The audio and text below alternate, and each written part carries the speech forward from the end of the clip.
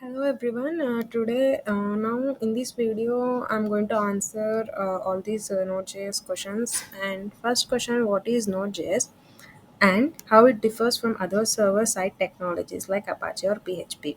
Here, Node.js is a runtime environment that lets you run JavaScript on the server. It uses Google's V8 engine, also that is used in Chrome, to execute code very quickly.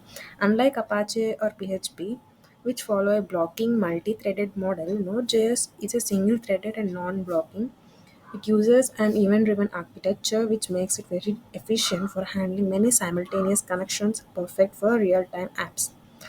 Next, second question: what is a callback function in Node.js and why are they commonly used in asynchronous programming?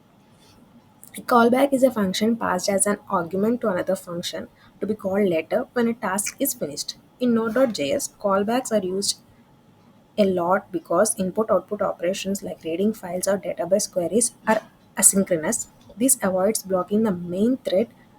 The app can continue working while waiting for operations to complete. Next, what is the purpose of the package.json file in a node.js project? Can you explain the key properties for minutes?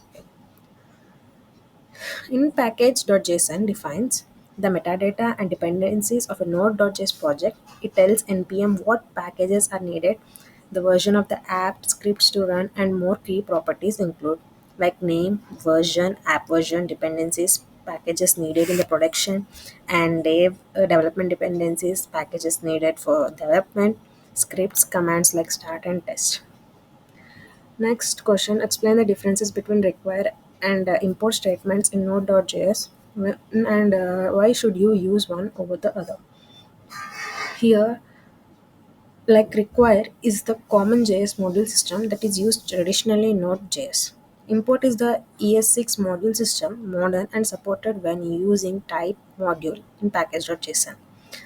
We use import when writing modern JS and using a newer syntax or when working in front end plus back end apps. We use require if working with older code bases or when compatibility matters. Next, what is middleware in the context of Express.js and the example of how you would use middleware in an Express application.